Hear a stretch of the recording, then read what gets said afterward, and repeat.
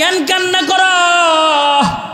যুবক বলে, অনেক বড় নাফরমানি করে ফেলেছি, এমন বড় নাফরমানি আর দুনিয়াতে কেউ করে না। এই নাফরমানির করার কারণে আমি কান্না করি। ওমরে ফারুক বলে, কি নাফরমানি তুমি করেছো একটু খুলে বলো। যুবক আরো কান্না করে, না বলা যাবে না, বহুত বড় নাফরমানি করে ফেলেছে। আল্লাহর বান্দার কান্না দেখে ওমরে ফারুকের চোখে পানি আসছে। ওমরে ফারুক ইসলামের দিকে অনেক কঠিন, কিন্তু দিল নরম, দিলটা অনেক নরম, কিন্তু ইসলামের প্রতি অনেক কঠিন, দিল নরম। চোখ দিয়া যুবকের কান্না দেখে তার চোখ দেওয়া পানি ঝরঝর করে পড়া শুরু হয়ে গেছে। ওমরে ফারুক চোখে পানি লইয়া আল্লাহর নবীর দরবারে হাজির হয়ে গেছে। আল্লাহর রাসূল বলে, আমার কেন কান্না করো, কেন কান্না করো, তোমার চোখে পানি কেন? ওমরে ফারুক রাদিয়াল্লাহু তাআলা আনহু বলে, ওগো সরকার, রাস্তার মধ্যে দেখলাম এক যুবক কান্না করে, কারণ বলে না, সে নাকি অনেক বড় গুনাহ করে ফেলেছে, গুনার কারণে কান্না করে। তার চোখের পানি দেখে আমারও চোখ দিয়ে পানি পড়া শুরু হয়ে গেছে। আল্লাহর রাসূল বলে, আমার যাও যুবককে আমার দরবারে হাজির করা। ওমরে ফারুক রাদিয়াল্লাহু তাআলা আনহু যুবককে আল্লাহর রাসূলের দরবারে হাজির করেছেন। আল্লাহর রাসূল বলে, যুবক কেন কান্না করা? যুবক বলে, ওগো আল্লাহর নবী, আমি অনেক বড় গুনাহ করে ফেলেছি, এ কারণে আমি কান্না করি। রাসূল বলেন, গুনাহ বলো, কি গুনাহ করছো? বলে, সরকার, এমন বড় গুনাহ দুনিয়ার আর কেউ করে না। আমি মদিনায় থাকি, মদিনায় যত মানুষ মারা যায়, আমি দিনের বেলায় তার জানাজায় শরীক হয়, আর দেখি কোথায় তার দাফন হয়। যেথায় তার দাফন হয়, ওই দাফনের জায়গা থেকে রাতের বেলায় গভীর রজনীতে দুনিয়ার সব মানুষ যখন ঘুমের রাজত্বে চলে যায়, ঘুমের ঘরে চলে যায়, কবরস্থানে গিয়া আমি কবর খনন করে আমি তার কাফনটা খুলে বাজারে বিক্রি করি। বলেন না পয়গম্বর, এমন জঘন্য গুনার কাম কি আর দুনিয়ার মধ্যে কেউ করে কিনা? আল্লাহর রাসূল বলে, আরো কি তোমার বড় গুনাহ আছে? যুবক বলে, পয়গম্বর, শুধু কাফন চুরি করে তা না, 7 দিন হয়ে গেল, 7 দিন পূর্বে মদিনায় একজন রূপসী নারীর ইন্তেকাল, সুন্দরী রূপসী চেহারাওয়ালা মহিলার ইন্তেকাল হয়ে গেছে। তার জানাজায় আমি শরীক ছিলাম। তার দাফন যে জায়গায় হয়েছে, তার কবর খনন করে তার লাশটা আমি তার লাশ থেকে কাফন নেওয়ার জন্য কাপড় টান দিছি। সুন্দর চেহারা দেখে আমি আর লোভ সামলাইতে পারি নাই, জেনার কাজে আমি অংশগ্রহণ করে ফেলেছি। ও পয়গম্বর, জেনার কাজ শেষ করে যখন আমি কবর থেকে আমি উঠব, এই সময় আমার কানে মহিলার জবানের কথা আমার কানে ভেসে এসেছে। মহিলা কেমন যেন বলে, এই জালিম, পুরা কবরবাসীর সামনে তুমি আমাকে লাঞ্ছনা করলে। হাসরের ময়দানে সব মাইয়িত যখন আল্লাহর আদালতে কিবরিয়াতে পাক অবস্থায় দাঁড়ায় যাবে, মরার পরে কেউ কি এরকম নাপাকি নিয়ে কেউ কি তার দাফন হয় নাকি? তাকে গোসল দেওয়ানো হয়, ওযু করানো হয়, সুন্দর করে গোসল দিয়া তাকে কবরে নামানো হয়।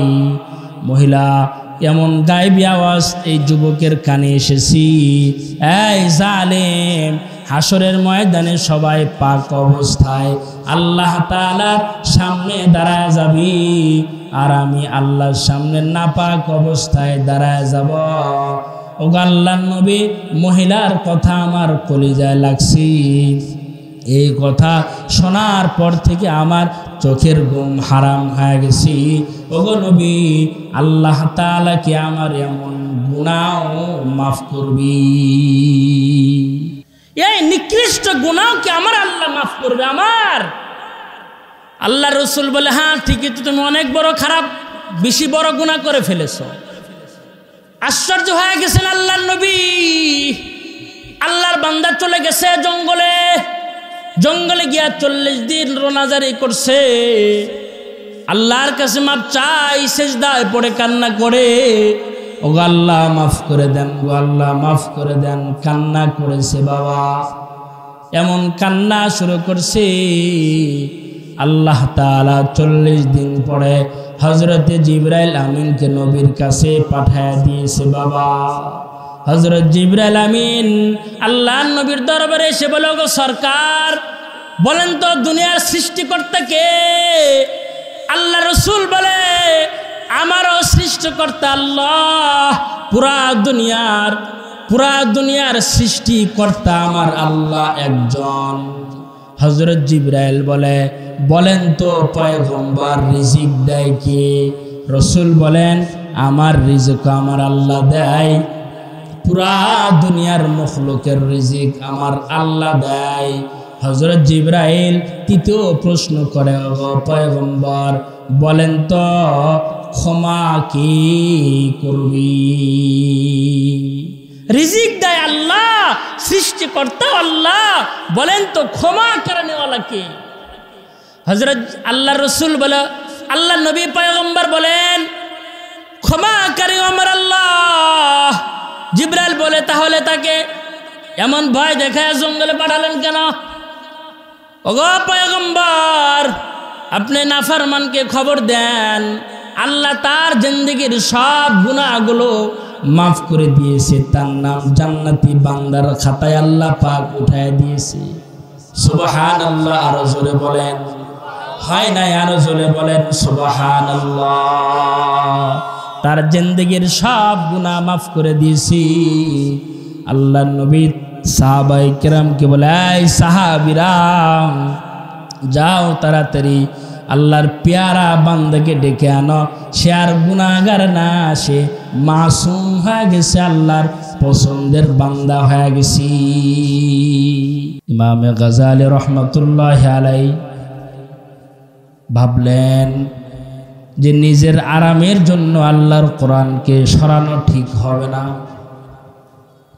আল্লাহর কোরআন দামি জিনিস, আল্লাহর কোরআন হলো দামি কিতাব। আসমানি সকল কিতাবের মধ্যে শ্রেষ্ঠ কিতাব হলো কালামুল্লাহ। আসমানি যত কিতাব আছে সকল কিতাবের মধ্যে সর্দার কিতাব হলো কালামুল্লাহ, কোরআন। আসমানি অন্য অন্য কিতাবকে আল্লাহর কালাম বলা হয় নাই, কিতাব বলা হয়েছে। তাওরাত কিতাবুল্লাহ, জাবুর কিতাবুল্লাহ, আল্লাহর কিতাব, আল্লাহর বই। ইনজিল কিতাবুল্লাহ, আল্লাহর পাঠানো বই। কিন্তু একটা মাত্র কিতাবকে কালামুল্লাহ বলা হয়েছে, তার নাম হলো কোরআন। আল্লাহর কালাম, এখানে আল্লাহর কথা লেখা আছে। সুবহানাল্লাহ বলেন। বাদশার কথা যে কালামের মধ্যে লেখা আছে, ওই কালাম কি সরাইয়া ঘুমানো ঠিক হবে আমার? ইমামে গাজালি রহমতুল্লাহ আলাইহি সেলফ থেকে কোরআন সরাই নাই, নিজে অনেক ঘরে গিয়ে ঘুমাইছেন। আল্লাহর কোরআনকে ইজ্জত করেছে। আল্লাহর কোরআনকে ইজ্জত করার কারণে আল্লাহর বান্দা ঘুমাইছেন, ঘুমের ঘরে স্বপ্ন দেখে দুনিয়া কিয়ামত হয়ে গেছে। স্বপ্নে দেখতেছেন দুনিয়াটা কিয়ামত হয়ে গেছে, বিচার শুরু হয়ে গেছে। আল্লাহ তাআলা ইমামে গাজালিকে ডাক দে, বলে, গাজালি, তুমি আসলা আমার কাছে, কি আমল নিয়ে আসছ? ইমামে গাজালি বলে, আল্লাহ, আপনার সামনে নাজাতের জন্য পেশ করার কোনো আমল আমি নিয়ে আসতে পারি নাই। আল্লাহ তাআলা বলে, এই গাজালি, অন্য কোনো আমল না নিয়ে আসলেও নাজাতের একটা আমল আমার কাছে আছে। আল্লাহু আকবার জোরে বলেন। এ গাজালি, তোমার নাজাতের একটা আমল আমার কাছে আছে। আমলটা তুমি যে আমার কোরআন সরাও নাই, নিজে অন্য ঘরে গিয়ে ঘুমাইছো আমার কোরআনকে ইজ্জত করার জন্য, আমার কোরআনকে ইজ্জত দিয়েছ তুমি। যে আমার কোরআনকে ইজ্জত দেয় আমি তাকে লাঞ্ছনা করতে পারবো না। গাজালি, আমি তোমাকে এ আমলের বিনিময় তোমার জিন্দেগির গুনাহ মাফ করে তোমাকে আমি জান্নাত দিয়ে দিলাম।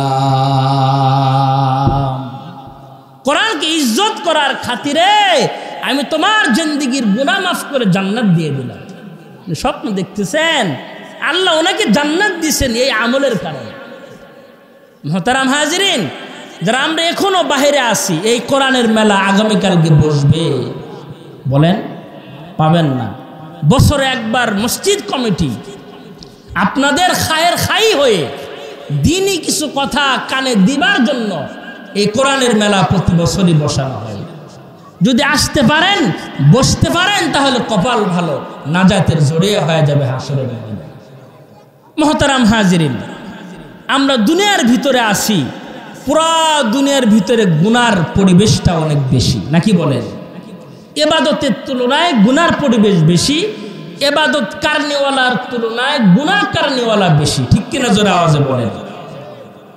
কোরআনের আলোচনা শোনার মন মানসিকতা কম, কিন্তু গান শোনার মন মানসিকতা অনেক বেশি, আড্ডা দেওয়ার মন মানসিকতা অনেক বেশি। মেলায় বাজার এগুলো হলো শয়তানের জায়গা। হুজুর বলছেন না, শয়তানের কিছু পছন্দের কাজ আল্লাহ জান্নাত থেকে বের করছে, সে কিছু জিনিস সে চেয়ে নিয়েছে। তার মধ্যে একটা হলো আল্লাহকে বলে, আল্লাহ আমার তো একটু আড্ডা দেওয়ার জায়গা লাগবে। হ্যাঁ লাগবে। কোন জায়গায় তুমি আড্ডা দিবা? শয়তান বলে। আল্লাহ বলে কোন জায়গায় আড্ডা দিবা? আমার আড্ডাখানা হবে বাজার, দোকানপাট, বাজারগুলো হবে, মেলা হবে আমার আড্ডাখানা। শয়তানের আড্ডাখানা এগুলো। শয়তানের অপছন্দের জায়গা, পছন্দের জায়গা হলো বাজার, শয়তানের পছন্দের জায়গা। আর মুমিনের পছন্দ হবে কোরআনের জায়গা, একাকিত্বে বসে আল্লাহর জিকিরের জায়গা হলো মুমিনের পছন্দের জায়গা, ঠিক কিনা জোরে আওয়াজে বলে? গুনার মন মানসিকতা আমাদের অনেক বেশি ইবাদতের তুলনায়। গুনার ভিতরে আমরা জর্জরিত। দেখবেন আমাদের যখন বাচ্চারা যখন কাদা দিয়ে গা মাখায় ফেলায়, বাবা অফিস থেকে আসছে, বাবার কোলে বাচ্চা যাওয়ার জন্য হামুক করে দিয়েছে, কিন্তু বাবা কিন্তু কাদাযুক্ত সন্তানকে কোলে উঠায় না, ঠিক কিনা বলেন? বাবা যখন বাজার থেকে আসে, অথবা দোকান থেকে আসে, অথবা চাকরির থেকে আসে, ঘরের মধ্যে সন্তান পেশাব পায়খানা করে যদি তার শরীরটা নাপাক বানায় ফেলায়, বাবাকে দেখে বাবার দিকে হাত বাড়ায় দেয়, কিন্তু বাবা কোলে লয় না। বাবা সন্তানকে দূরে সরায় দেয়। তার স্ত্রীকে বলে, এই বিবি, তোমার সন্তানকে পাক সাফ করে দাও, ময়লাগুলো ধুয়ে দাও, তারপরে কোলে লয়। সেম আল্লাহ তাআলা গুনাহগার বান্দাকে আল্লাহর কোলে উঠে লয় না। কারণ গুনাহ রব্বুল আলামিনের পছন্দের জিনিস, ইবাদত হলো আল্লাহর পছন্দের জিনিস, গুনাহ হলো নাপাক। ইবাদত হলো পাক, গুনাহ হলো নাপাক। নাপাক জিনিস আল্লাহ পছন্দ করেন না। বাচ্চাকে যেমন নাপাক বাচ্চা, কাদা লাগছে, পেশাব পায়খানা লাগছে, ওই সন্তানকে যেমন বাবা কোলে উঠে লয় না, আল্লাহ তাআলা গুনাহগার বান্দাকে আল্লাহর কাছে লয় না। আল্লাহ তাআলা আল্লাহর কুদরতে কোলে বসায় না। আর যদি বান্দা পবিত্র হয়ে যায়, গুনাহমুক্ত হয়, গুনাহমুক্ত জীবন ধরে, গুনাহ থেকে আল্লাহর কাছে মাপ চায়, ওই বান্দাকে আল্লাহ তাআলা আল্লাহর রহমের কোলে বান্দাকে উঠে লয়। আল্লাহ পাক তার কুদরতি কোলে উঠে লয়। তুই এখন নিষ্পাপ, তোর গুনাহ নাই, গুনাহ থেকে মাপ লইছস, তুই আমার কাছে অনেক দাম। গুনাহকে আমাদের জীবনে আসে না নাই? গুনাহ কার নাই? এত লেনদেন দেখি আসেন কেউ গুনাহ আমার নাই জীবনে? হ্যাঁ, আমাদের এমন কিছু বাপ দাদা দুনিয়ার থেকে বিদায় লইছিলেন যে 40 বছর হায়াত পাইছেন, 40 বছর একটা গুনাহ করে নাই। 70 বছর হায়াত পাইছেন, কোনো গুনাহ করে নাই। আমাদের এই অবস্থা কিন্তু নাই। আপনি বলেন আর আমি বলি, গুনাহ সবারই আছে, কিন্তু এই গুনাহ নিয়ে কি কবরে যাওয়া যাবে? কথা বলেন, যাওয়া যাবে না। গুনাহ নিয়ে কবরে গেলে কবরটা জাহান্নামের টুকরা হয়ে যাবে। আর যদি গুনাহমুক্ত জীবন আমরা গঠন করে গুনাহমুক্ত হয়ে কবরে যায়, তাহলে আমাদের কবরটা জান্নাতের বাগান হবে। সুবহানাল্লাহ বলেন। এজন্য আল্লাহ তাআলা বান্দাকে বলে, এই বান্দা, তোর গুনাহ হয়েছে, পেরেশানি না, আমার কাছে গুনাহ থেকে মাপ চাও। আমি আল্লাহ তোমার জিন্দেগীর সব গুনাহ মাফ করে আমি তোমার জীবনটা পবিত্র বানায় দিব। সুবহানাল্লাহ বলেন। নিকৃষ্ট গুনাহ করলেও আল্লাহ তাআলা বলেন, যত বড় গুনাহ তুমি করো না কেন, আমি আল্লাহর কাছে মাপ চাও। আল্লাহর কাছে চাইলে আল্লাহ খুশি হয়, না চাইলে আল্লাহ নারাজ হয়। দুনিয়ার মানুষের কাছে চাইলে রাগ হয়, একবার দুইবার চাইলে, তৃতীয়বার চাইলে নারাজ হয়, না শোনার ভান করে চলে যায়। আর রব্বুল আলামিন রসুল বলেন, আল্লাহর কাছে না চাইলে আল্লাহ নারাজ হয়। ইদা সাআলতা ফাসআলিল্লাহ, কিছু চাইতে হলে আল্লাহ রসুল বলেন আল্লাহর কাছেই তুমি চাইবা। তার মানে তোমার অনেক গুনাহ হয়ে গেছে। এ যুবক ভাই, 40 বছর তোমার বয়স, তুমি একটা সেজদা আল্লাহর কদমে দেও নাই। 40 বছর তোমার হয়ে গেছে, তোমার আমলনামায় রমজান মাসের রোজা নাই। অনেক সম্পদ আলা আছে, হজ্জে বাইতুল্লাহ ফরজ হয়ে গেছে, হজ করে না, তুমি হজ করো নাই। অনেক গুনাহ তোমার আছে, তুমি টেনশন করো না, আল্লাহর কাছে মাপ চাও। আস্তাগফিরুল্লাহ, আস্তাগফিরুল্লাহ।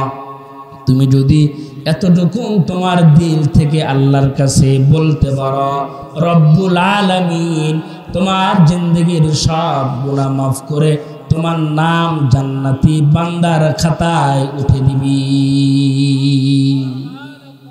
কারণ আমার গুনাহ যত বড়, আল্লাহর ক্ষমা তার চাইতে কোটি কোটি গুণ বড়। সুবহানাল্লাহ বলেন। গুনার চাইতে আল্লাহর মাগফিরাত অনেক বড়। এজন্য আল্লাহর কাছে মাগফিরাত চাবেন। এ মা বোনেরা, অনেক গুনাহ আছে তোমার, পর্দাহীনতার গুনাহ তোমার আমলনামায় আছে। 70 বছর হায়াত পায় না, তোমার পর্দা নাই। 40 বছর হায়াত তোমার হয়েছে, তোমার পর্দা নাই। তুমি বলবা পর্দা, বুড়া বয়সে হয়ে পর্দা করব, মেয়েটা বিয়া দিয়া পর্দা করব, না না, তোমার হায়াতের সীমানা কখন শেষ হয়ে যাবে রে মা, তুমি জানো না রে মা। পর্দা ফরজ ইবাদত না করলে তোমার ঠিকানা জাহান্নাম হবে। কারণ পর্দা আল্লাহর ফরজ ইবাদত, আমরা না করলেও পর্দা এমন দামি ইবাদত। কেমন পর্দা, কেমন পর্দা! আল্লাহ নবী সরওয়ারে দো আলম সাল্লাল্লাহু আলাইহি ওয়াসাল্লাম সাহাবায়ে কেরামকে নিয়ে বয়ান করতেছিলেন। আল্লাহ রসুল বলে উঠলেন, এই সাহাবীরা, তোমরা কি বলতে পারো দুনিয়ার মধ্যে উত্তম মহিলা কে? উত্তম নারীর খাতায় কার নাম, তুমি কি বলতে পারো? এক একজন সাহাবী দাঁড়ায় দাঁড়ায় এক একটা জবাব দিলেন। আল্লাহর নবীর দিল ঠান্ডা হয় না। নবী তাদের প্রশ্ন জবাব শুনে নবী খুশ হয় না। আল্লাহর রসুলের সাহাবী হযরতে আলী রাদিয়াল্লাহু তাআলা নবীর মজলিস থেকে উঠে ঘরে চলে গেলেন। ঘরে গিয়ে হযরতে ফাতেমাকে বলে, ফাতেমা, সরওয়ারে দো আলম মুহাম্মাদুর রাসূলুল্লাহ সাল্লাল্লাহু আলাইহি ওয়াসাল্লাম প্রশ্ন করেছি দুনিয়ার মধ্যে উত্তম মহিলা কি রে?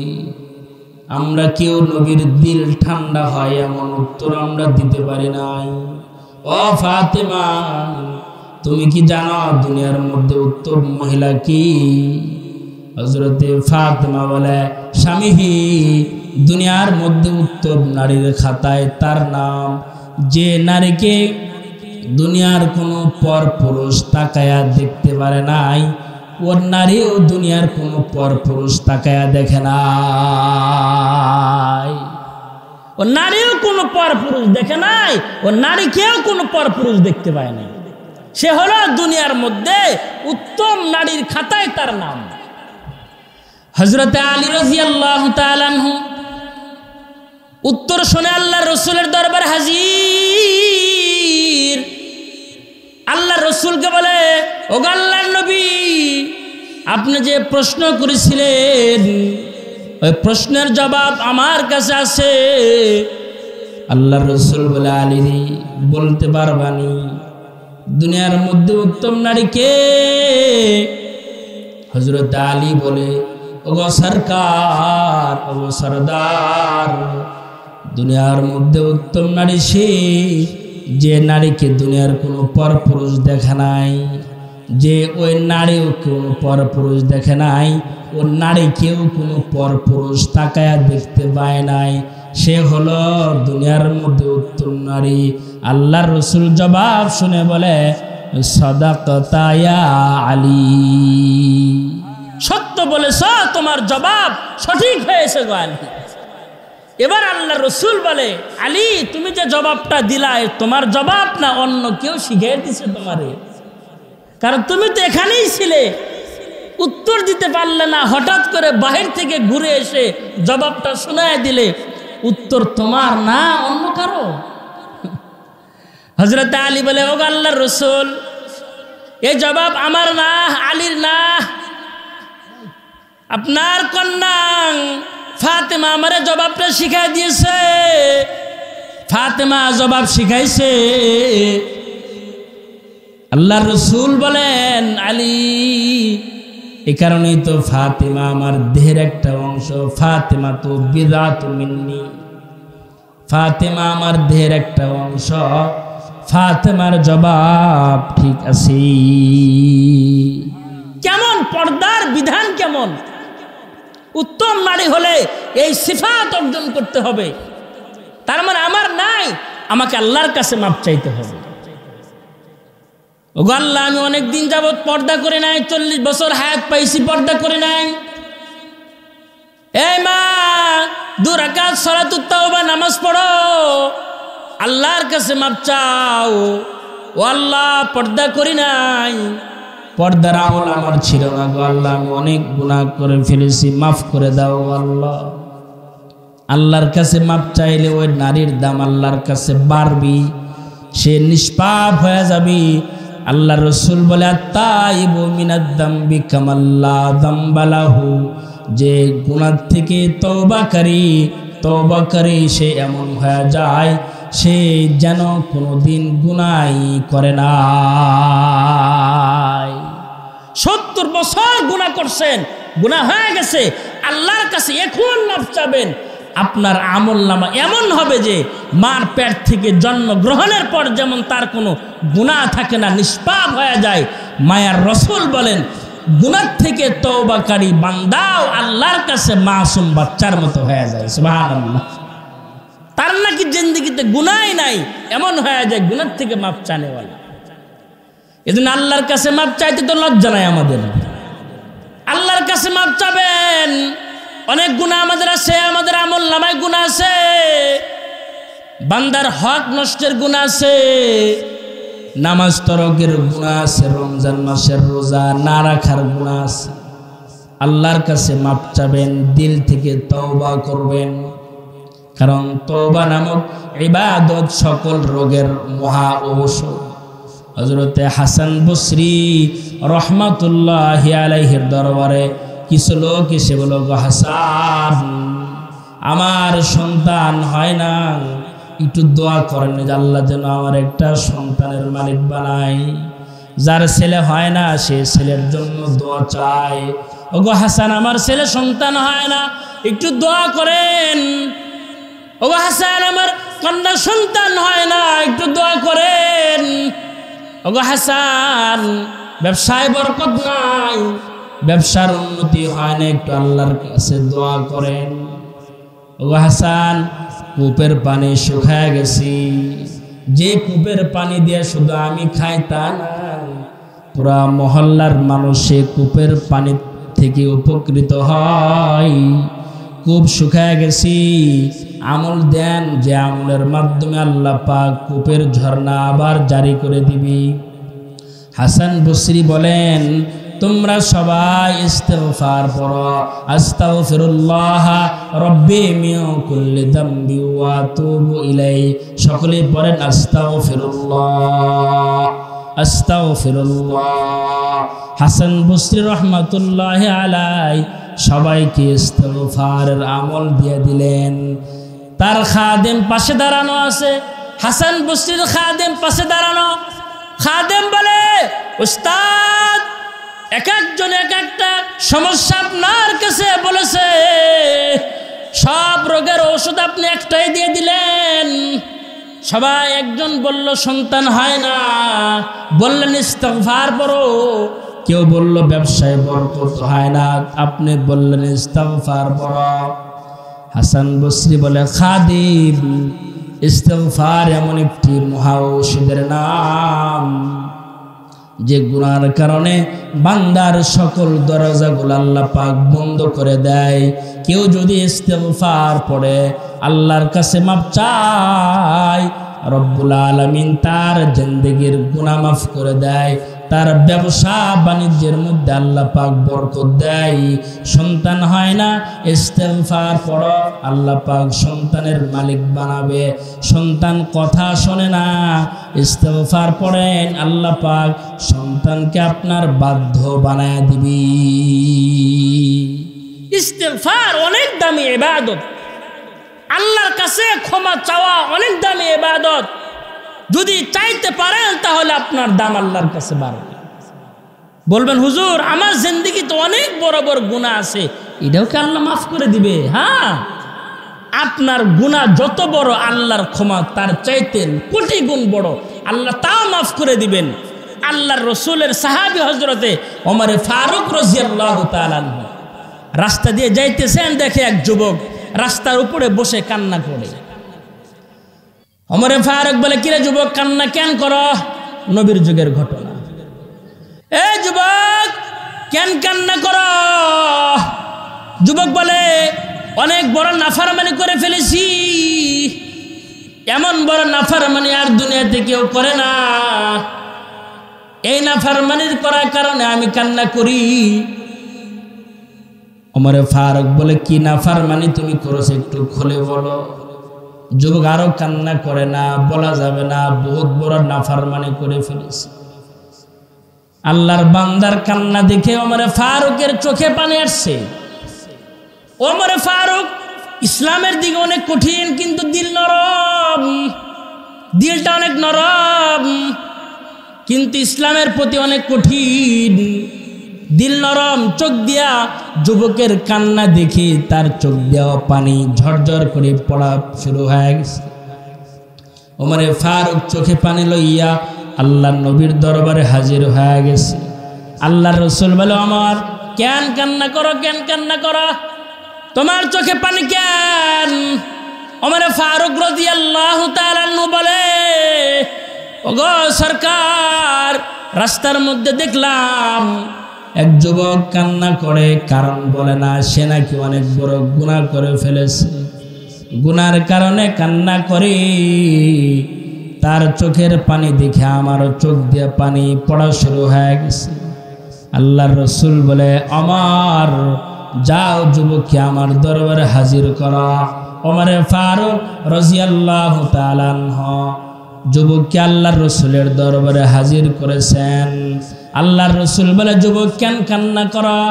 যুবক বলে, ওগো আল্লাহর নবী, আমি অনেক বড় গুনাহ করে ফেলেছি, এ কারণে আমি কান্না করি। রাসূল বলেন গুনাহ বলো, কি গুনাহ করছো? বলে সরকার এমন বড় গুনাহ দুনিয়ার আর কেউ করে না। আমি মদিনায় থাকি, মদিনায় যত মানুষ মারা যায় আমি দিনের বেলায় তার জানাজায় শরীক হয় আর দেখি কোথায় তার দাফন হয়। যেথায় তার দাফন হয় ওই দাফনের জায়গা থেকে রাতের বেলায় গভীর রজনীতে দুনিয়ার সব মানুষ যখন ঘুমের রাজত্বে চলে যায়, ঘুমের ঘরে চলে যায়, কবরস্থানে গিয়ে আমি কবর খনন করে আমি তার কাফনটা খুলে বাজারে বিক্রি করি। বলেন না পয়গম্বর, এমন জঘন্য গুনার কাম কি আর দুনিয়ার মধ্যে কেউ করে কিনা? আল্লাহর রাসূল বলে আরো কি তোমার বড় গুনাহ আছে? যুবক বলে পয়গম্বর শুধু কাফন চুরি করে তা না, 7 দিন হয়ে গেল, 7 দিন পূর্বে মদিনায় একজন রূপসী নারীর ইন্তেকাল, সুন্দরী রূপসী চেহারাওয়ালা মহিলার ইন্তেকাল হয়ে গেছে। তার জানাজায় আমি শরীক ছিলাম। তার দাফন যে জায়গায় হয়েছে তার কবর খনন করে তার লাশটা আমি তার লাশ থেকে কাফন নেওয়ার জন্য কাপড় টান দিছি। সুন্দর চেহারা দেখে আমি আর লোভ সামলাইতে পারি নাই, জেনার কাজে আমি অংশগ্রহণ করে ফেলেছি গো পয়গম্বর।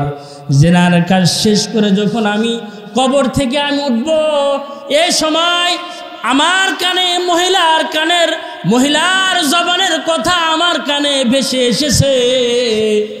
মহিলা কেমন যেন বলে, এই জালিম, পুরা কবরবাসীর সামনে তুমি আমাকে লাঞ্ছনা করলে। হাসরের ময়দানে সব মাইয়িত যখন আল্লাহর আদালতে কিবরিয়াতে পাক অবস্থায় দাঁড়ায় যাবে, মরার পরে কেউ কি এরকম নাপাকি নিয়ে কেউ কি তার দাফন হয় নাকি? তাকে গোসল দেওয়ানো হয়, ওযু করানো হয়, সুন্দর করে গোসল দিয়া তাকে কবরে নামানো হয়। মহিলা এমন গায়েবী আওয়াজ এই যুবকের কানে এসেছি, এই জালেম, হাসরের ময়দানে সবাই পাক অবস্থায় আল্লাহ তাআলার সামনে দাঁড়ায় যাবি, আর আমি আল্লাহর সামনে নাপাক অবস্থায় দাঁড়ায় যাব। ও আল্লাহর নবী, মহিলার কথা আমার কলিজায় লাগছে। এই কথা শোনার পর থেকে আমার চোখের ঘুম হারাম হয়ে গেছে। ওগো নবী, আল্লাহ তাআলা কি আমার এমন গুনাহ মাফ করবি? এই নিকৃষ্ট গুনাহ কি আমার আল্লাহ মাফ করবে? আমার আল্লাহ রাসূল বলে, হ্যাঁ ঠিকই তো, তুমি অনেক বড় খারাপ, বেশি বড় গুনাহ করে ফেলেছো। আশ্চর্য হয়ে গেছেন আল্লাহর নবী। আল্লাহর বান্দা চলে গেছে জঙ্গলে গিয়া 40 দিন রোনাজারি করছে, আল্লাহর কাছে মাপ চাই, সেজদায় পড়ে কান্না করে, ও আল্লাহ মাফ করে দেন, ও আল্লাহ মাফ করে দেন। কান্না করেছে বাবা, এমন কান্না শুরু করছে। আল্লাহ তাআলা 40 দিন পরে হযরতে জিবরাইল আমিনকে নবীর কাছে পাঠায় দিয়েছে বাবা।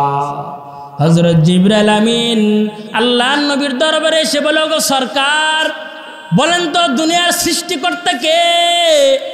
আল্লাহ রাসূল বলে, আমারও সৃষ্টিকর্তা আল্লাহ, পুরা দুনিয়ার সৃষ্টিকর্তা আমার আল্লাহ একজন। হযরত জিবরাইল বলে, বলেন তো পয়গম্বর, রিজিক দেয় কে? রাসূল বলেন, আমার রিজিক আমার আল্লাহ দেয়, পুরা দুনিয়ার মখলুকের রিজিক আমার আল্লাহ দেয়। হযরত জিবরাইল তৃতীয় প্রশ্ন করে, ও পয়গম্বর, বলেন তো ক্ষমা কি করবি? রিজিক দেয় আল্লাহ, সৃষ্টিকর্তা আল্লাহ, বলেন তো ক্ষমা করনেওয়ালা কে? হযরত আল্লাহর রাসূল বলে, আল্লাহ নবী পয়গম্বর বলেন, ক্ষমাকারী আমার আল্লাহ। জিবরাইল বলে, তাহলে তাকে এমন ভয় দেখায় জঙ্গলে পাঠালেন কেন? ওগো পয়গম্বর, আপনি নাফরমানকে খবর দেন, আল্লাহ তার জিন্দেগির সব গুনাহগুলো মাফ করে দিয়েছে, তার নাম জান্নাতি বান্দার খাতায় আল্লাহ পাক উঠায় দিয়েছে। সুবহানাল্লাহ, আরো জোরে বলেন। হয় নাই? আরো জোরে বলেন সুবহানাল্লাহ। তার জিন্দেগীর সব গুনাহ মাফ করে দিয়েছি। আল্লাহর নবী সাহাবায়ে কেরামকে বলে, এই সাহাবীরা যাও তাড়াতাড়ি আল্লাহর পেয়ারা বান্দাকে ডেকে আনো, সে আর গুনাহগার না, সে মাসুম হয়ে গেছে, আল্লাহর পছন্দের বান্দা হয়ে গেছি। তওবা করেছে তো তার এমন নিকৃষ্ট গুনাহ আল্লাহ পাক মাফ করে দিছে। আমরা দেখি অনেক বড় গুনাহগার কিন্তু তার মরণ ভালো হয়, আছে না এমন? সমাজে খারাপ মানুষ কিন্তু মরণটা জুমার দিন হয়েছে, জুমার রজনীতে হয়েছে, এরকম আছে না? আছে। আমরা জানি সে খারাপ, কিন্তু আল্লাহর কাছে সে অনেক ভালো। সুবহানাল্লাহ বলেন। আল্লাহর কাছে অনেক সে ভালো। হযরত সিদ্দিক আকবর রাদিয়াল্লাহু তাআলা আবু বকর সিদ্দিকের জমানায় সিরিয়ায় এক যুবকের ইন্তেকাল হয়ে গেছে, কিন্তু এই যুবকের জিন্দেগীর কোনো গুনাহ কাজা নাই। কিছু মানুষ আছে তার ইবাদত কাজা হয় না, ফরজ কাজা হয় না, নফলও কাজা হয় না, এরকম আল্লাহর ওলি আছে দুনিয়ার জগতে। কিন্তু এমন কিছু নাফরমান আছে যে তার জিন্দেগীর কোনো গুনাহ কাজা নাই। তার মানে সে নাটকের গুনাহ হাজির, মেলার গুনাহ হাজির, জিনা, ব্যভিচার, সুদ খাওয়া, ঘুষ খাওয়া, জিন্দেগীর এমন কোনো গুনাহ বাদ নাই তার আমলনামায় নাই। এরকম কিছু আছে না? এই যুবকটাও তেমন, তার জিন্দেগীর কোনো গুনাহ কাজা নাই। জালেম মারা গেছে তো সব মানুষ খুশি, যাই হোক ভালো লোকটাই তো, খারাপ লোকই মারা গেছে, কান্না করে লাভ কি, ভালোই হয়েছে, গুনাহ খাতের জগতে কম হবে, সবাই খুশি। তার যখন দাফন হবে, হযরত সিদ্দিক আকবর বলেন, আমি ওখানে শরীক ছিলাম। তার মা, তার দাফন হয়ে গেছে, দাফন হওয়ার পরে তার মা বহু দূর থেকে চিৎকার করতে করতে আসছে যে আমার সন্তানের দাফন হয়ে গেল। সন্তান যদিও খারাপ হয়, মার কাছে তো অনেক পেয়ারা, নাকি বলে? বাবার কাছে সন্তান খারাপ হয় না, মার কাছে সন্তান খারাপ হয় না। পৃথিবীর সকল মানুষের কাছে সন্তান খারাপ হলেও মা বাবার কাছে সন্তান প্রিয়, মহব্বতের, ভালোবাসার বস্তু। সন্তানের ভালোবাসা, সন্তানের খারাপ গুণগুলো পিতামাতার চোখে এরকম খারাপ ভাবে আসে না।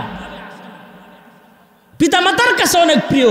মা বহুদূর থেকে আসছে, বলছে যে আমিরুল মুমিনিন, আমার সন্তানকে অনেক দিন যাবত আমি দেখি না, মেহেরবানি করে একটু দেখার অনুমতি দেন। কবরের মাটি সরাইয়া আমি আমার সন্তানকে এক নজর দেখতে চাই। সিদ্দিক আকবর রাদিয়াল্লাহু তাআলা অনুমতি দিয়ে দিলেন। মা সন্তানের লাশ দেখার জন্য, সন্তানের চেহারা দেখার জন্য কবরের মাটি সরায়া সন্তানের চেহারা দেখতেছেন। যখন কাপড়টা মুখের থেকে সরাইছি, তাকায় দেখি তার চেহারার আলো, তার চেহারাটা পূর্ণিমার চাঁদের মতো আলোকিত হয়ে গেছে। সুবহানাল্লাহ বলে। তার চেহারা কিবলার দিকে। সুবহানাল্লাহ। পুরা কবর তার চেহারার আলোতে আলোময় হয়ে গেছে। সিদ্দিক আকবর রাদিয়াল্লাহু তাআলা পেরেশান। সবাই বলল খারাপ মানুষ, কিন্তু কবরটা তার চেহারার আলোতে আলোকিত হয়ে গেল কেন, কেমনে হইল? হযরত সিদ্দিক আকবর পেরেশান। রাতের বেলায় ঘুমায় গেছি, ঘুমের ঘরে স্বপ্ন দেখে আল্লাহর নবী সরওয়ারে দু আলম সাল্লাল্লাহু আলাইহি ওয়াসাল্লাম সিদ্দিক আকবরের কাছে হাজির হয়ে গেছে। আল্লাহর নবীর কাছে শুধু আল্লাহর নবী একা না, আল্লাহর নবীর পাশে জারাত নামক নাফরমান দাঁড়ায় রয়েছে। আল্লাহু আকবার বলেন। তার শরীরে জান্নাতি পোশাক, তার চেহারাটা জান্নাতি যুবকদের মতো চেহারা, চেহারার থেকে নূর ঝলমল ঝলমল করে। সিদ্দিক আকবর বলে, আল্লাহর নবী আপনি আছেন, আপনার পাশে কাকে দেখা যায়? আল্লাহ রসুল বলে, আবু বকর। চেনো নাকি? চেনা যায় নাকি? হযরত আবু বকর বলে, ও আল্লাহর নবী চিনি তো, তার গতকাল সিরিয়ায় দাফন হয়েছি, সে অনেক বড় নাফরমান, আল্লাহর পছন্দের বান্দা। রসুল বলে, আবু বকর নাফরমান বলো না, সবাই জানে সে নাফরমান, কিন্তু মৃত্যুর আগে আল্লাহর কাছে একটা এমন তওবা করেছে, তওবা করার কারণে রব্বুল আলামিন তার জিন্দেগির সব গুনাহ মাফ করে দিয়েছে। তার চেহারা থেকে আল্লাহ পাক নূরের ফোকাস আল্লাহ পাক প্রকাশ করেছি।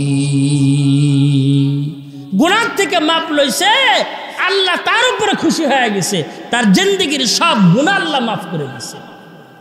গুনাহ থেকে নিজেকে বাঁচানো আল্লাহর পছন্দের কাজ। গুনাহ থেকে বাঁচলে গুনাহমুক্ত জীবনের একটা উপমা দিয়েছেন, কিতাবের মধ্যে লিখছে খাজা মিশকি রহমতুল্লাহ আলাই, একজন অনেক বড় আল্লাহর ওলি খাজা মিশকি রহমতুল্লাহ আলাই। তার নাম ছিল অন্য, কিন্তু ডাক নাম হয়ে গেছে খাজা মিশকি। অনেক সুন্দর যুবক, দেখতে অনেক সুন্দর। এই মাগরিব পরে এই ঘটনা ওয়াকে পড়ছি, আমি মাগরিবের পরেই পড়ছি। এমন সুন্দর যুবক যে তাক দেখে সব মহিলারা হাক্কা মেরে তাকায় থাকে তার চেহারার দিকে। এই যুবক যে গলিদের সর্বক্ষণ রাস্তা দিয়ে যাওয়া আসা করে, পাশের এক মহিলা তার প্রতি আসক্ত হয়ে গেছে। আসক্ত তো হয়েছে যে তাকে সে চায় ফোন। তো বাড়ির গেটে একজন বৃদ্ধ মহিলাকে বসায় রাখছে, বসায় বলছে যে এই যুবক যখন যাবে কৌশলে আমার ঘরের ভিতরে তুমি ঢুকাইবা। বৃদ্ধ মহিলা গেটে বসে আছেন। যুবককে দেখে বলে, এই যুবক তুমি অনেক আল্লাহওয়ালা, তোমার চেহারা থেকে আল্লাহওয়ালার ঘ্রাণ বের হয়, তোমার চেহারা থেকে আল্লাহওয়ালাদের নূর বের হয়। আমার ঘরে একজন রোগী অসুস্থ, অনেকদিন যাবৎ ঘরে পড়া, তুমি একটু ফু দিলে আমার ইয়াকিন সে সুস্থ হয়ে যাবে। তুমি একটু আমার ঘরে আসো, তুমি একটু অসুস্থ রোগীকে একটু পানি পড়া দিবা, একটু ফু দিয়ে দিবা। আল্লাহর বান্দা ঘরের মধ্যে প্রবেশ করেছেন। ঘরের মধ্যে প্রবেশ করলে বৃদ্ধ মহিলা বাহির থেকে তালা মেরে দিছে, বাহির থেকে তালা লাগাই দিছে। দেখে ঘরের মধ্যে সুন্দর রূপসী যৌবনওয়ালা একজন মহিলা ঘরের মধ্যে আগমন করেছে। মহিলা বলে, যুবক তোমারে দেখে আমার খুব ভালো লাগে, তুমি আমার সাথে জিনা ব্যভিচার করো। আল্লাহর বান্দা বলে, না না, গুনার কাজ করা যাবে না। অন্দর মহলে আসি, দুনিয়ার কেউ না দেখলে আমার আল্লাহ তো দেখবেন, আমার আল্লাহ দেখবি। ঘরে তালা লাগানো, কিন্তু আমার আল্লাহ আমাকে দেখবি না। জিনা ব্যভিচার আমি করতে পারবো না। মহিলা বলে, যদি না করো তাহলে দুই অপশন, আমি চিৎকার করব, আমি তোমাকে ফাঁসায় দিব, আর যদি না করো তোমাকে আমি এখান থেকে যাইতে দেব না। মহিলার কথা শুনে যুবক ভাবে, এখান থেকে তো কৌশলে হিকমতের সাথে আমাকে বের হতে হবে। আল্লাহ তাআলা তার মাথার মধ্যে ঢেলে দিয়েছেন। আল্লাহর বান্দা বলে, নারী, এই মহিলা, হ্যাঁ তোমার কথা আমি রাজি, কিন্তু আমি একটু বাথরুমে যাইতে চাই, আমাকে একটু 2 নম্বরের সুযোগ দাও, বাথরুম করব আমি। মহিলা তাকে বাথরুম করার অনুমতি দিয়েছে। বাথরুম তো আসে নাই, কেমনে বাথরুম করবে? বাথরুম গিয়া নাপাক ময়লাগুলো আল্লাহর বান্দা নিজের দেহের সাথে লাগায় দিছে গুনাহ থেকে বাঁচার জন্য। বাবা, আমরা গুনার কাজ পাইলে আমরা নিজেরা গুনাহ কবুল করে নি, গুনার রাস্তা আমরা নিজেরা বের করি, ঠিক কিনা? জোরে আওয়াজে বলেন। ঘরের মধ্যে ঘুমাই, বাচ্চা একটু বড় হলে বলে আমাকে আলাদা রুম দাও, আলাদা রুম দিয়ে কি সে তাহাজ্জুদ পড়বে? না না না, আলাদা রুম চায় রাত ভর মোবাইলে গুনার কাজ করবে। বাপ মায়ের সাথে থাকলে তো আর গুনার কাজ করতে পারে না, নাটক সিনেমা দেখতে পারে না, খারাপ জিনিস দেখতে পারে না। এ কারণে আলাদা রুম চায়। কেন চায়? ঘরের মধ্যে একা একা গুনাহ করবি। কিন্তু ওই যুবক আমাদের মতো যুবক না, সে গুনার থেকে বাঁচার জন্য নাপাক জিনিস তার গায়ে লাগাই দিছে। নাপাক জিনিস গায়ে লাগাইয়া মহিলার রুমে আগমন করেছে। মহিলা বলে, আমি মনে করেছিলাম তোমার রুচি আছে, তোমার রুচি নাই, যাও যাও বের হও। তাড়াতাড়ি দরজা খুলে তাকে ঘর থেকে বের করে দিছে। আল্লাহর বান্দা ঘর থেকে বের হইয়া বলে আলহামদুলিল্লাহ, আমি যে এই পন্থা অবলম্বন করে আমি গুনাহ থেকে নিজেরা বাঁচাইতে পারলাম, আল্লাহর শুকর আদায় করেছে। আল্লাহর বান্দা একটু আগে সামনে আগায়া তার জামাটা পানি দ্বারা ধুয়েছে। আল্লাহর বান্দা ধোয়ার পরে তার দেহের থেকে কেমন যেন সুঘ্রাণ সর্বক্ষণ ছড়াইতে থাকে। একজন বলে, কিরে আল্লাহর ওলি, আপনি এমন কি আতর লাগান, সেন লাগাইছেন? এমন আতর তো আমরা জিন্দগিতে কোনোদিন কোনো দোকানে পাই নাই, নামটা বলেন দেখি, আমরা দোকান থেকে সংগ্রহ করি। আল্লাহর বান্দা বলে, আমি দুনিয়ার কোনো আতর গোলাপ আমি লাগাই নাই, সুঘ্রাণ লাগাই নাই। এইরকম গুনাহ থেকে বাঁচার কারণে আমি নাপাক ময়লা লাগাইছিলাম। ওই নাপাক ময়লা লাগানোর পর থেকে আমার দেহ থেকে কেমন যেন সুঘ্রাণ সর্বক্ষণ বের হয়, সর্বক্ষণ আমার এই শরীর থেকে সুঘ্রাণ বের হতে থাকে। এই জন্য গুনাহ থেকে বাঁচা চায়, গুনার কাজে অংশগ্রহণ করতে নাই। আগের যুগের মানুষ কেমন গুনাহ থেকে নিজেরা বাঁচায় রাখছে। হযরত মুসা আলাইহিস সালাতুস সালাম আল্লাহর কাছে বৃষ্টি চাই, বৃষ্টি হয় না, ফসল নষ্ট হয়ে যায়, বৃষ্টি চাই। আল্লাহ তাআলা বলে, মুসা গুনাহমুক্ত মানুষ নিয়ে আমার কাছে দোয়া করতে হবে। পয়গম্বর মুসা যখন বলেছেন গুনাহমুক্ত মানুষ আমার সাথে আল্লাহর দরবারে হাত তুলবা, এই কথা বলার পরই পিছন থেকে সবাই পিছপা হয়ে গেছে, কারণ সবারই আমলনামায় গুনাহ খাতা আছে। একজন যুবক শুধু দাঁড়ায় রয়েছে, পয়গম্বর মুসার পিছনে একজন যুবক দাঁড়ানো। পয়গম্বর বলে, কিরে সবাই চলে গেল, তুমি কেন যাও না? আল্লাহর বান্দা বলে, পয়গম্বর আমার জিন্দেগিতে কোনো গুনাহ নাই, আমার জিন্দেগিতে কোনো গুনাহ নাই, আমি কেমনে যাব গো পয়গম্বর, আমি তো গুনাহ করি না। পয়গম্বর মুসা বলে, কি ব্যাপার, সবাই চলে গেল, তুমি আমার পিছনে দাঁড়ানো, তুমি নাকি কোনো গুনাহ করো না, কেমনে সম্ভব? পয়গম্বর মুসাকে যুবক ডাক দে বলে, পয়গম্বর আমার জিন্দেগিতে গুনাহ নাই। একদিন আমার ডান চোখ দিয়া অন্য একজন মানুষের ঘরে আমি উকি দিছিলাম, আমার এই ডান চোখ দিয়ে অন্যের ঘরে আমি অনুমতিবিহীন উকি দিয়েছিলাম। উকি দেওয়ার পরে আমি ভাবছি যে আমার বড় অন্যায় আমি করে ফেলেছি। এই কথা মনে করি আমি গুনার কাফফারা হিসাবে আমার নিজের হাতের মাধ্যমে আমি আমার এই ডান চোখটা নিজে উপড়ে ফেলেছি। বলেন তো পয়গম্বর, এমন গুনার কাফফারা দেওয়ার পরেও কি আমার আমলনামায় কোনো গুনাহ থাকতে পারে? এই চোখ দিয়া গুনাহ হয়ে গেছে, চোখটাই উপড়ে ফেলেছি, পয়গম্বর বলেন আমার আমলনামায় কি গুনাহ থাকতে পারে? নাই। পয়গম্বর বলে, হ্যাঁ অবশ্যই তুমি একজন মাসুম, তোমার গুনাহ নাই, হাত তোলো। আল্লাহর বান্দা হাত তুলছে, আসমান থেকে বৃষ্টি ছাড়তে আল্লাহর দেরি করে নাই। সুবহানাল্লাহি ওয়া বিহামদিহি। গুনাহমুক্ত জীবনের অনেক দাম। আল্লাহ পাক বলে, তুমি গুনাহ থেকে আমার কাছে মাফ চাও। ফাকুলতু আস্তাগফিরু রাব্বাকুম ইন্নাহু কানা গফফারা।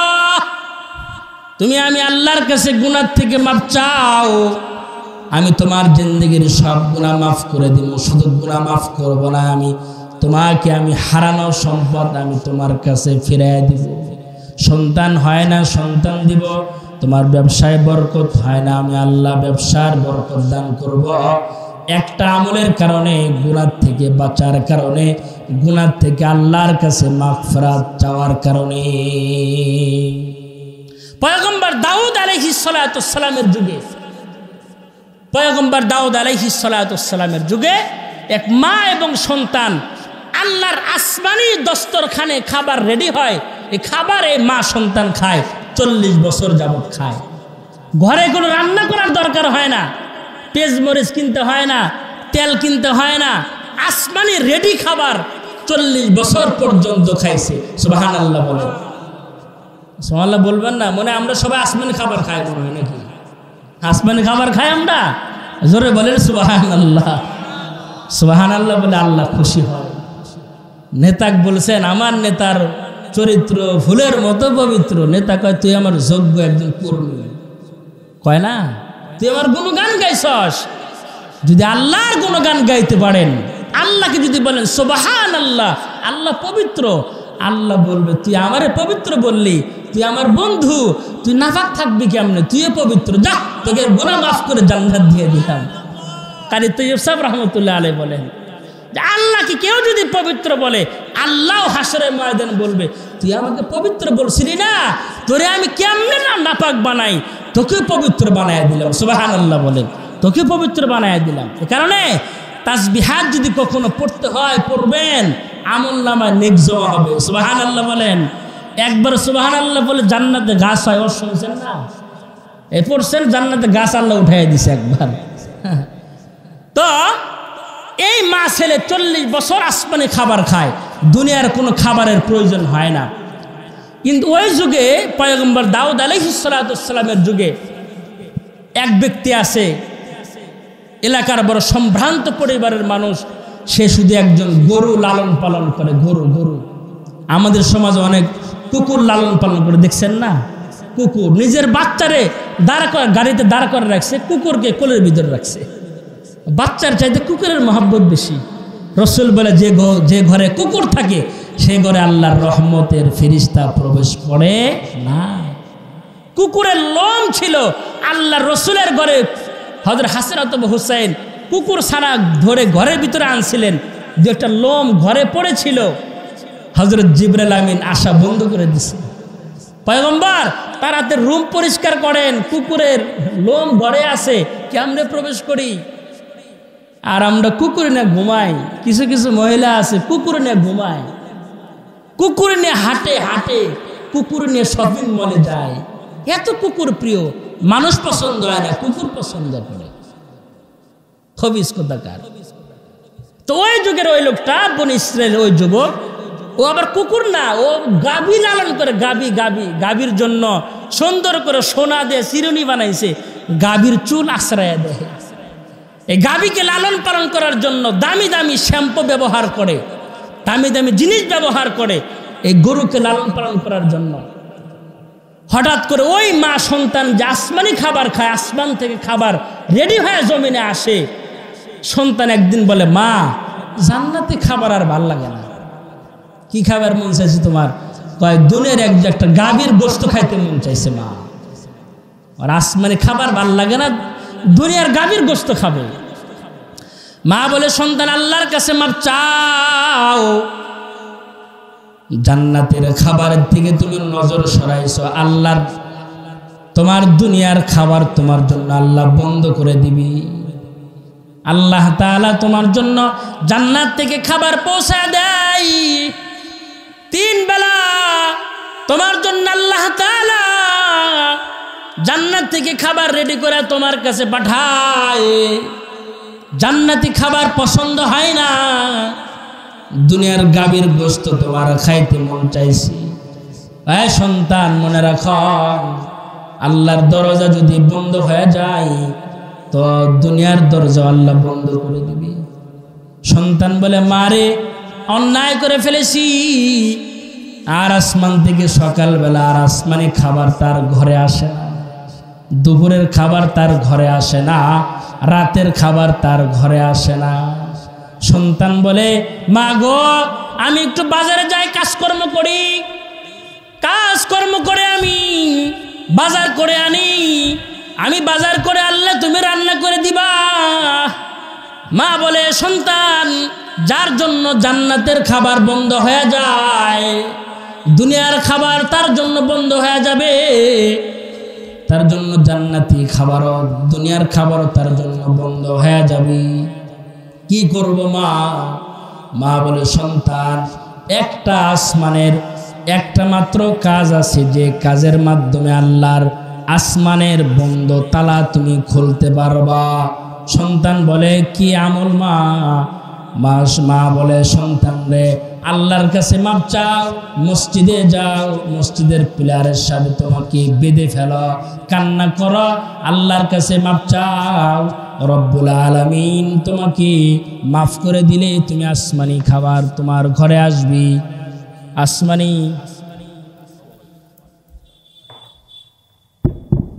আসমানি খাবার তোমার ঘরে আসবি যদি আল্লাহ তাআলা তোমাকে মাফ করে। আল্লাহর কাছে যুবক সিজদায় গিয়ে কান্না শুরু করছে, আল্লাহর কাছে মাফ চাইতেছেন। লিল্লাহে তাকবীর, লিল্লাহে তাকবীর। সভাপতি মহোদয়ের আগমন, রাসেল ভাইয়ের আগমন, লিল্লাহে তাকবীর। প্রধান বক্তার আগমন, প্রধান বক্তার আগমন।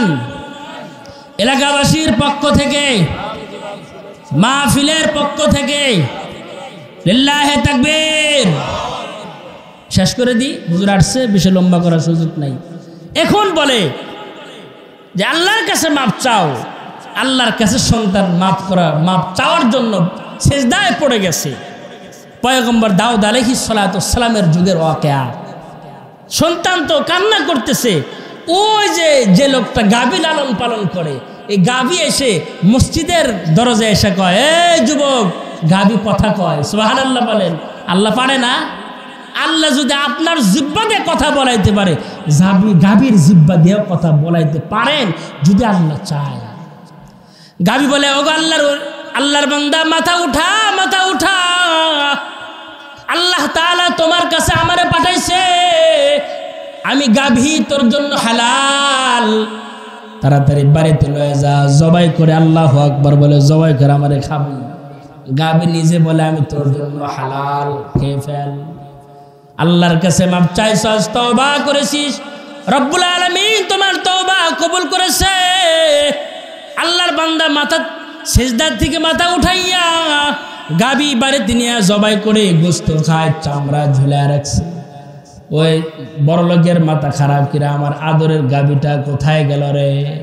গাভী খোঁজার জন্য এসে দেখে এই মা ছেলে, যে মা ছেলের খাবার আল্লাহ পাক আসমান থেকে 40 বছর যাবৎ জমিনে পাঠাইত, এই মহিলার বাড়ির সামনে ওই গরুর চামড়াটা ঝোলানো আছে।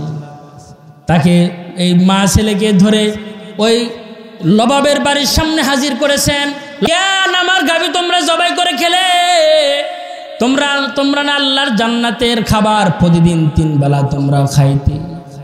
আল্লাহর বান্দা বলে, এই ভাই, আমরা এমনি গাভী জবাই করে খাই নাই, গাভী নিজে বলেছে আমাকে জবাই করে খাবি, আমি তোদের জন্য আমি হালাল। আল্লাহ পাক তোদের তওবা কবুল করেছেন। পয়গম্বর সুলাইমান পয়গম্বরের কাছে বিচার নিয়ে গেছে, ও পয়গম্বর, দেখেন তো কি বলে, গাভী নাকি বলেছে তার জন্য হালাল, আমার গাভী তারা জবাই করে খেয়ে ফেলেছি। পয়গম্বর দাউদ বলে, হ্যাঁ, আল্লাহ যদি গাভীকে কথা বলাইতে চায় তো গাভী কথা বলবে। আগামীকাল বিচার, যাও, আগামীকাল আসবে সবাই, আগামীকাল বিচার হবে। বিচার তো ইনসাফের বিচার, কোন ভেজাল ছাড়া বিচার। আসছে, বাদী বিবাদী সবাই হাজির হয়ে গেছে, গরুর মালিক হাজির, মা ছেলে হাজির। এখন যখন পয়গম্বর বিচার করতেছেন যে গাভী কথা বলতে পারে যদি আল্লাহ বলায়, তখন বলে, এই বলে না পয়গম্বর, আপনি এগুলো গাঁজাখড়ির কথা আপনি শোনেন কেমনে? আপনি গাভী কথা বলতে পারে না? আমি আপনার বিচার মানি না, আমি বিচার আমি নিজে করবো। আমি তখন হযরত জিবরাইল আমিন আল্লাহর রাসূলের কাছে এসে বলে, পয়গম্বর দাউদ, আপনি এই গরুর মালিককে বলেন, এই গরুর মালিক কি এই যুবকের বাবার রাখাল ছিল না? আপনি বলেন, ওই যে গভীর রজনীতে যখন শত শত উটের উপর দিয়ে এই যুবকের বাবা যখন ব্যবসায়ী কাফেলা মরুপান্তর দিয়ে নিয়ে যাইতেছিল, এই যুবকের বাবাকে কি এই গরুওয়ালা কি জবাই রাতের বেলায় হত্যা করে তার সম্পদের মালিক হয়েছে না? হয়েছে তো? আপনি বলেন। যখন যখন বলছে, পয়গম্বর বলে, এই মালিক, তুমি কি এই যুবকের বাবার গোলাম ছিলে না? তুমি এই যুবকের বাবাকে তুমি রাতের বেলা হত্যা করে তার মালের মালিক তুমি হয়েছো না? তখন বলে, না, আমার বাপ দাদার সম্পত্তির মালিক আমি। যখন এ কথা বলছে, আল্লাহ পাক জিব্বার কথা বন্ধ করে দিছে। সুবহানাল্লাহ বলেন। তখন ওই গরুর মালিকের হাত আল্লাহ পাক কথা বলাইতেছেন, সুবহানাল্লাহ বলেন। আল্লাহ তাআলা বলে আল ইয়াওমা নাখতিমু আলা আফওয়াহিহিম ওয়া তুকাল্লিমুনা আইদিহিম ওয়া তাশহাদু আরজুলুহুম বিমা কানু ইয়াকসিবুন। আল্লাহ বলে আল্লাহ পাক হাসরের ময়দানে হাত কথা বলাবে। আল্লাহ পাক এই গরুর মালিকের হাতগুলো কথা বলাইতেছে। এই মালিকের হাত বলতেছে, পয়গম্বর আমি হাত আপনার সামনে সাক্ষী দিচ্ছি, এই হাত দিয়া এই বাচ্চা, যখন এই যুবক বাচ্চা ছিল এই যুবককে সে কোলে করে রাখত, এই হাত দিয়ে এই যুবকের বাবাকে হত্যা করে ফেলেছি। আমি হাত সাক্ষী দিলাম সে তার বাবার খুনি। এবার পয়গম্বর দাউদ বলে, এই মা কি আমল করছো তোমরা, যে আমলের কারণে তোমরা বাবার হত্যাকারীকে খুঁজে পেলে, হারানো মাল ফিরে পেলে, কোন আমলের কারণে? তখন যুবক বলে, পয়গম্বর মাপ চাই, আল্লাহর কাছে মাপ চাইছিলাম, জান্নাতি খাবার খাইতাম, দুনিয়ার গাভীর গোস্ত খাইতে মন চাইছিল, আল্লাহ নারাজ হয়ে গেছিল, জান্নাতি খাবার বন্ধ হয়ে গেছে, আল্লাহ পাক এই গাভীকে আমাদের কাছে পাঠিয়ে দিছে।